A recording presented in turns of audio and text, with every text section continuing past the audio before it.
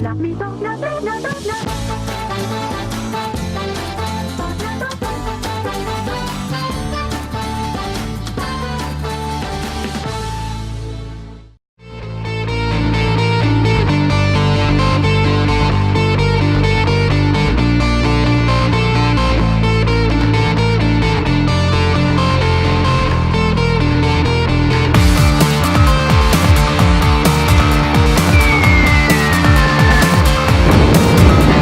это?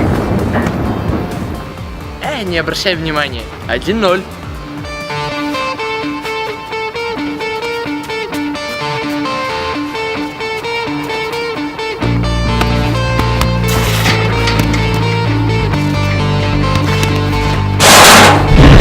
А это что?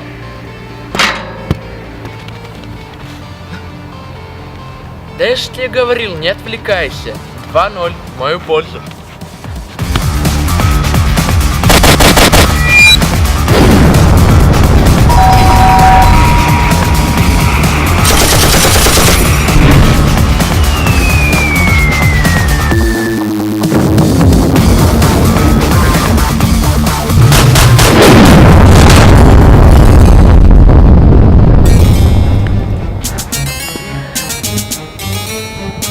Ну все, мне пора. 3-0 в мою пользу.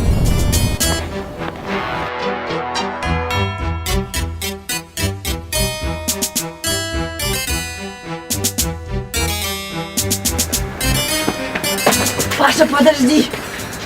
Как ты можешь быть спокоен? Здесь стрельба, взрывы, может вызвать полицию? Зачем? Это просто мои родители за меня домашнее задание по химии делают. Наверное, уже сделали. Ух, если хочешь, давай завтра переиграем. Завтра как раз мои родители физику за меня делать будут. Наверное, весь дом без света оставят.